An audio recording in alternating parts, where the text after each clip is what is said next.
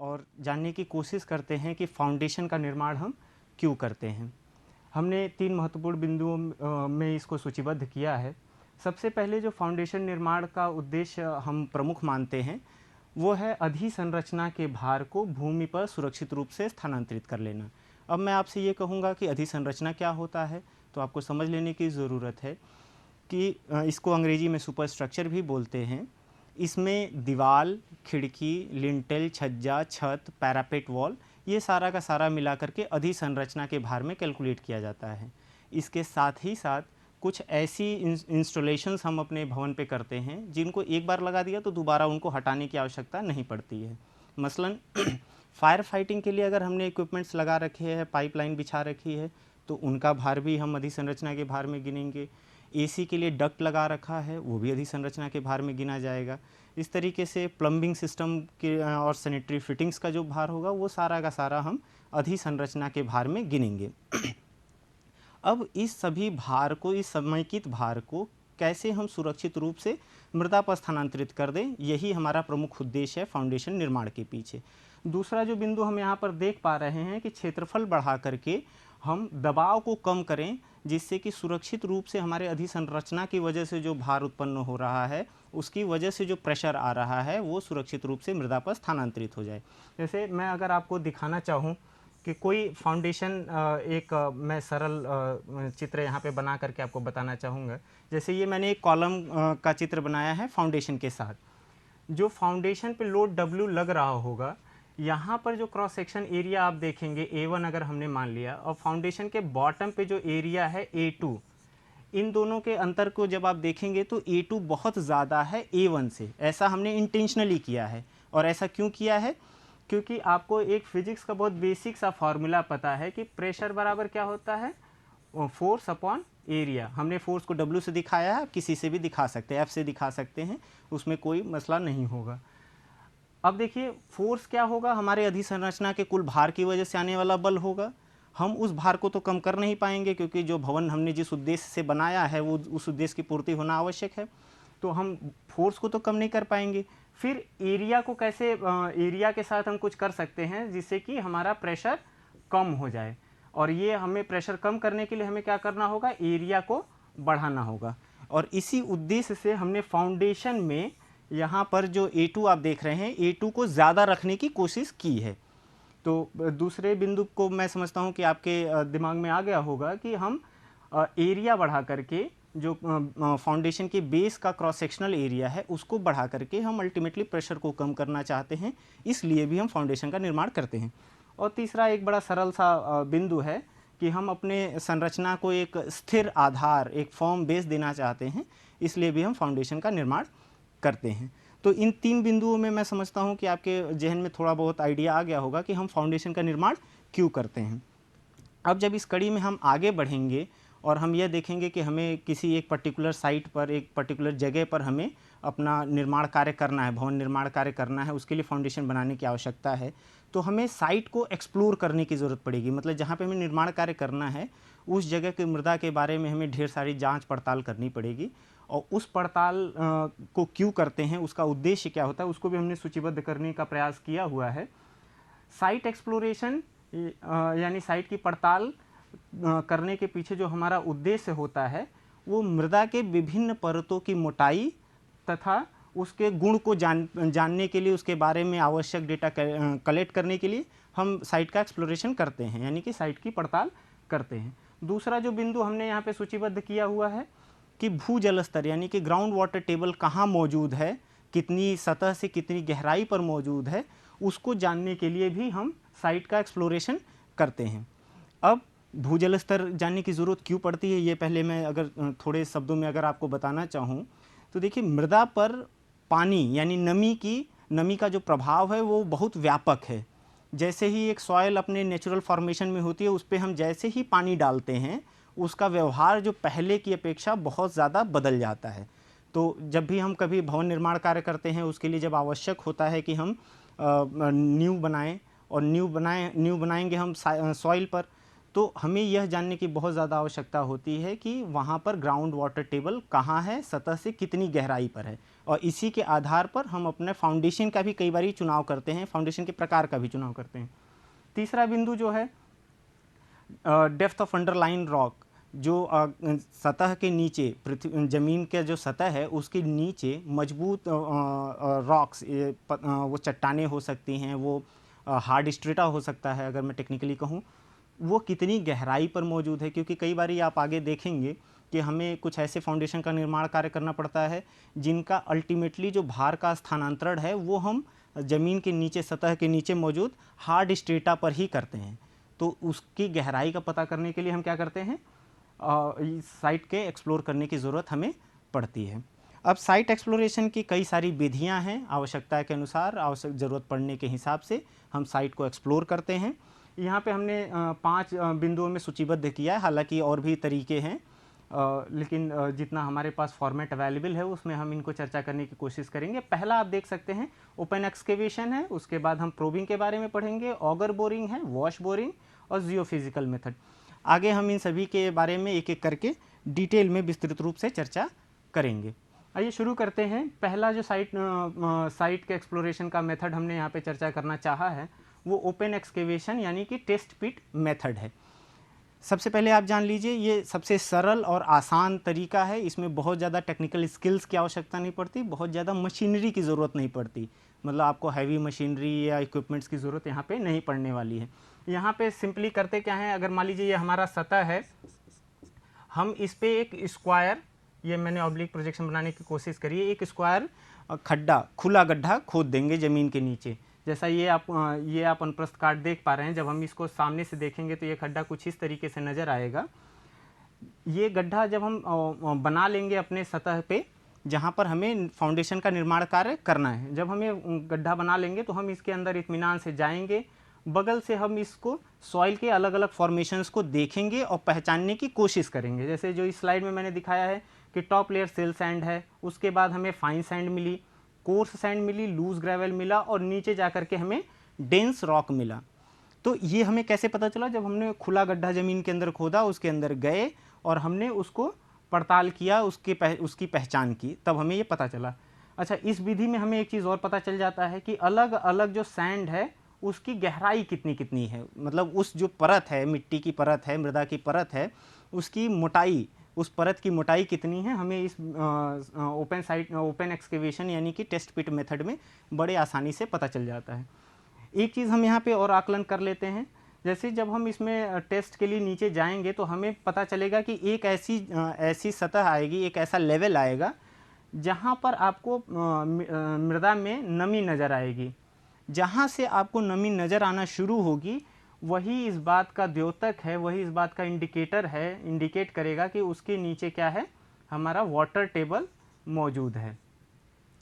तो हमारा जो साइट एक्सप्लोरेशन का दूसरा उद्देश्य है वो भी इस तरीके से पूर्ण होता है कि जब हम इस ओपन टेस्ट पिट में जाएंगे तो वहाँ से जब हम नमी का आकलन कर लेंगे तो हमें पता चल जाएगा कि कितना सतह से कितना नीचे, सतह से ये हमारा सरफेस है, इससे सतह से कितना नीचे हमारा ग्राउंड वाटर टेबल मौजूद है। तो ओपन टेस्ट पिट मेथड जो है ये बड़ा आसान है, ओपन एक्सकेवेशन मेथड बहुत सिंपल है। एक इसके खामी है कि इसको बहुत ज़्यादा गहराई तक सॉइल को एक्सप्लोर करने के लिए हम इस्तेमाल नहीं कर पाते हैं। इसका अमूमन जो इस्तेमाल होता है 1.5 से 3 मीटर या हार्डली 5 मीटर तक का ओपन गड्ढा खोद करके हम इसमें जाते हैं और इसका सॉइल को एक्सप्लोर करते हैं, उसके बारे में जांच पड़ताल कर पाने में सक्षम होते हैं। अगला जो मेथड है वो प्रोबिंग मेथड हमने यहाँ पे चर्चा करना चाहा है। अगर हमें टेस्ट पिट मेथड बहुत ज़्यादा कॉस्टली लग रहा है, क्योंकि अगर हम ज़्यादा गहराई तक सॉइल को एक्सप्लोर करने का प्रयास करेंगे तो टेस्ट पिट मेथड वाकई कॉस्टली लगने लगेगा और वो टीडियस होगा, उसमें बहुत ज़्यादा अर्थ को मूव करना पड़ेगा, मतलब बहुत ज़्यादा मिट्टी को खोद करके आपको बाहर निकालना पड़ेगा। तो ऐसी स्थिति में हम प्रोबिंग मेथड का इस्तेमाल करते हैं।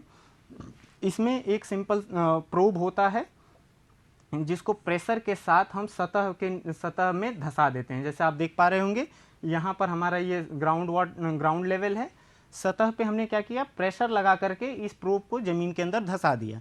जब ये प्रोब नीचे जाएगा तो ये एक हॉलो ट्यूब होता है, जो प्रोब है वो क्या है, हॉलो ट्यूब है।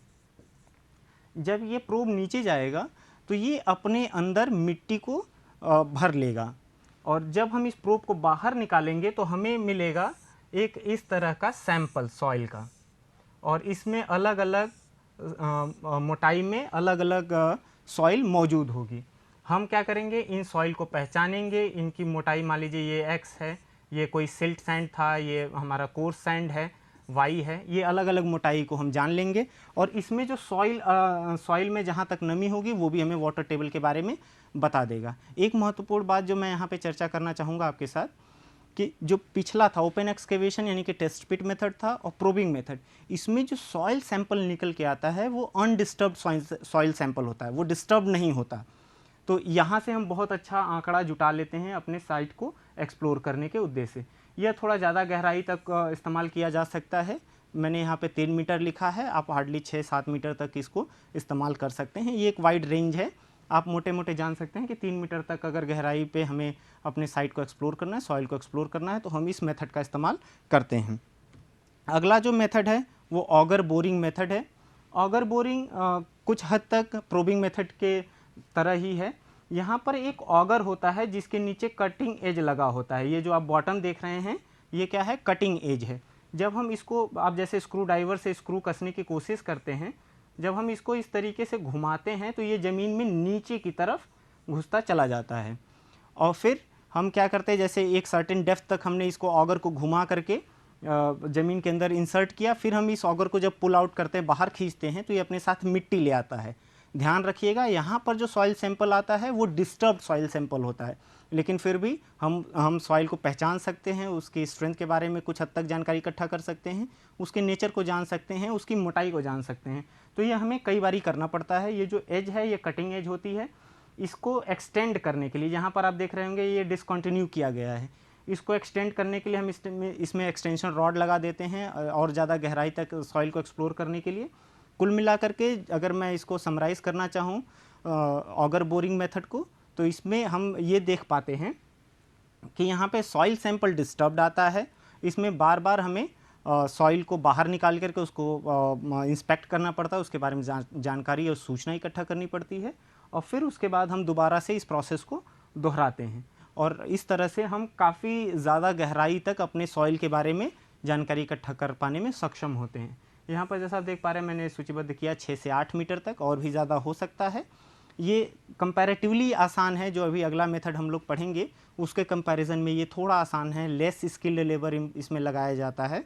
लेकिन जब हमें सॉइल को बहुत ज़्यादा गहराई तक एक्सप्लोर करने की ज़रूरत पड़ती है, तब हम इसमें वॉश बोरिंग मेथड का इस्तेमाल करते हैं। मैं फिर से इसके बारे में बताऊं, जब हमें सॉइल के बारे में बहुत ज़्यादा गहराई तक जानकारी इकट्ठा करने की आवश्यकता पड़ती है, तब हम वॉश बोरिंग मेथड का इस्तेमाल करते हैं।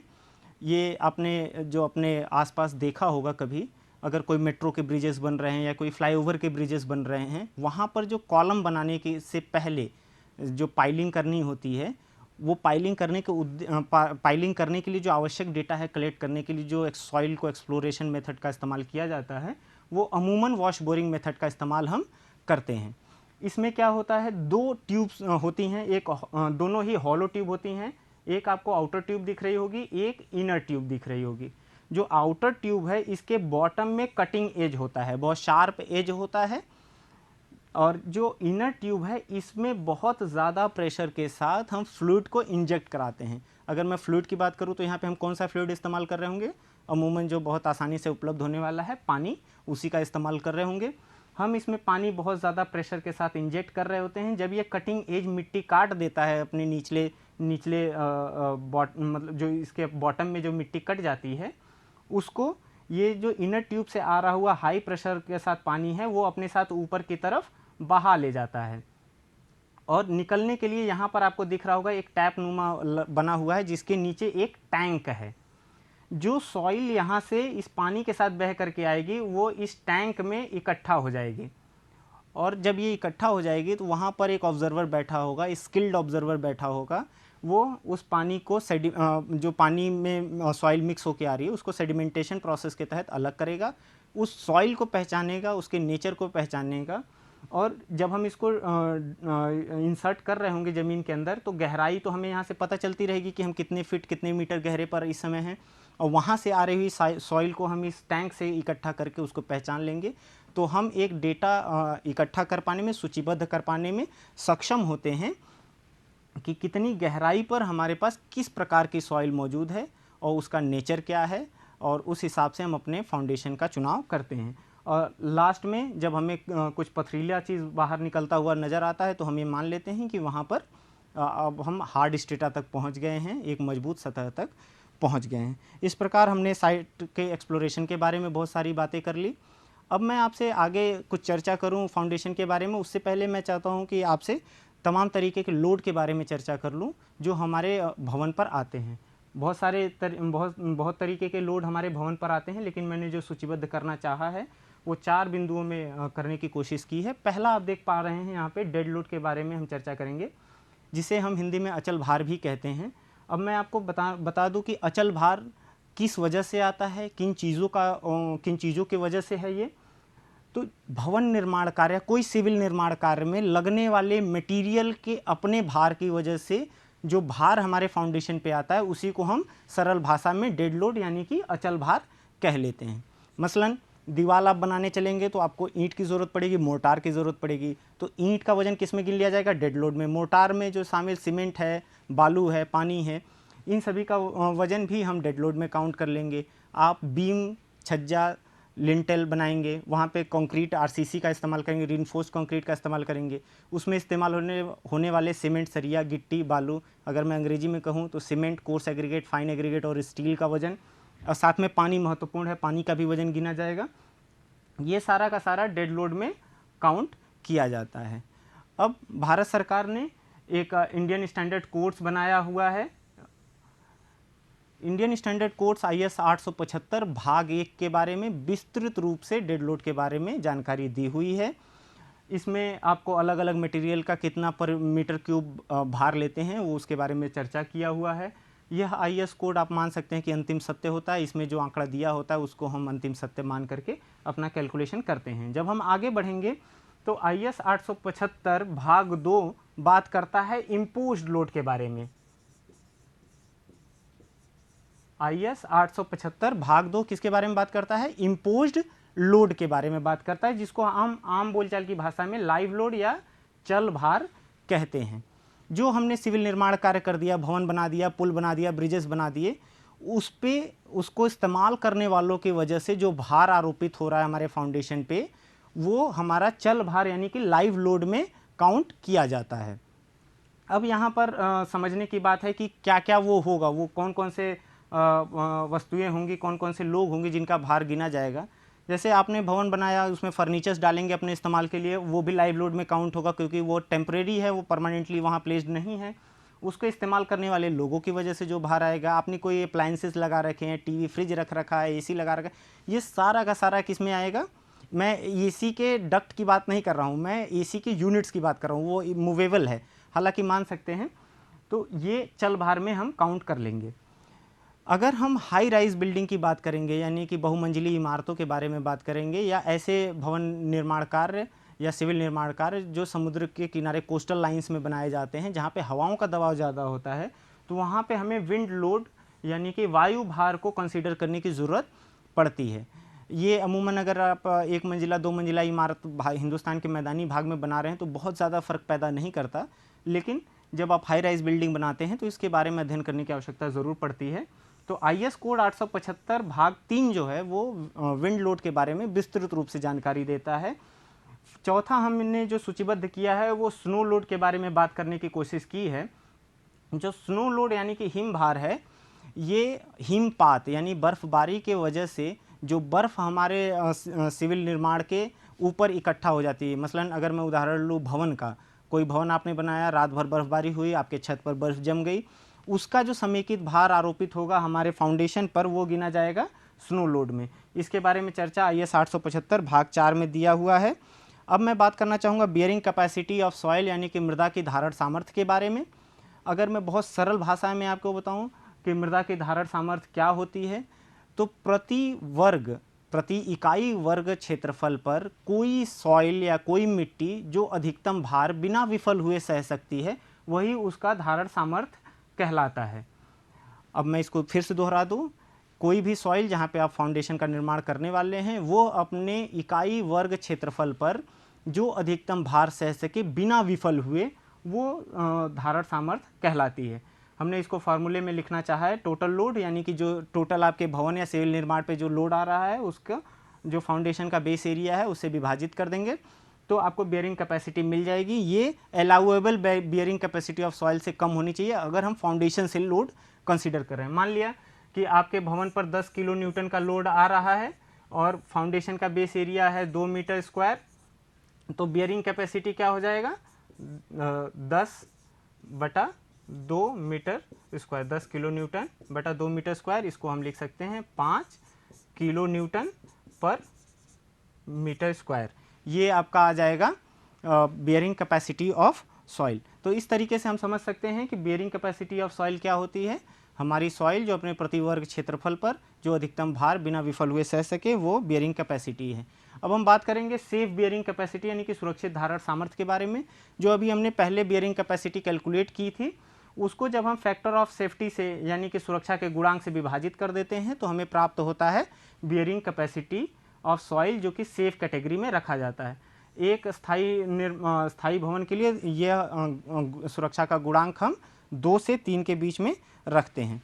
अब अलग अलग मेथड से बियरिंग कैपेसिटी को कैलकुलेट करने के लिए पहला हमने एनालिटिकल मेथड में रेनकाइंस को कंसीडर किया है। यहाँ पर एक फार्मूला है जिसके तहत आप सीधे सीधे बियरिंग कैपेसिटी कैलकुलेट कर सकते हैं। QF आपका बियरिंग कैपेसिटी है, R0 यहाँ पर हम लिखेंगे गामा इंटू डी। गामा क्या है आपका डेंसिटी है सॉइल का एट डेप्थ D। ये फार्मूले का इस्तेमाल करके आप सीधे सीधे बियरिंग कैपेसिटी निकाल सकते हैं। और यहाँ पे जो थीटा है वो angle of internal friction of soil है। ये आपको आंकड़ा मिल जाएगा तो आप सीधे इस वैल्यू को रखेंगे और अपना बियरिंग कैपेसिटी कैलकुलेट कर लेंगे। दूसरा जो मेथड है मेथड ऑफ लोडिंग है। हम क्या करेंगे, ये सबसे आसान है। हम एक टेस्ट प्लेट लेंगे जिसका एरिया नून होगा, इस पे जो फोर्स है वो हम लगातार बढ़ाते रहेंगे, जैसे 10 kilo Newton, 20 kilo Newton, 50 kilo Newton, इस तरीके से बढ़ाते रहेंगे। जिस लोड पर यह प्लेट सेटल होना शुरू करेगा उस लोड को हम नोट डाउन कर लेंगे। जैसे मान लीजिए W लोड पर यह प्लेट सेटल होना शुरू हुआ, इस बेस एरिया से विभाजित कर देंगे तो जो निकल के आएगा वही आपका बियरिंग कैपेसिटी होगा। तीसरा जो मेथड हमने यहाँ पे लिख रखा है मेथड ऑफ ड्रॉपिंग वेट। इसमें एक निश्चित भार को हम फ्री फॉल कराते हैं, मुक्त रूप से मिट्टी पर गिराते हैं। जब वो ज़मीन पर गिरेगा तो अपने भार की वजह से मृदा पर एक इम्प्रेशन डालेगा, एक गड्ढा बना देगा। उस गड्ढे की डेप्थ को आकलन करने के बाद हम ये कह पाने में सक्षम हो जाते हैं कि इस सॉइल का बियरिंग कैपेसिटी क्या है। तो इस तरीके से हमने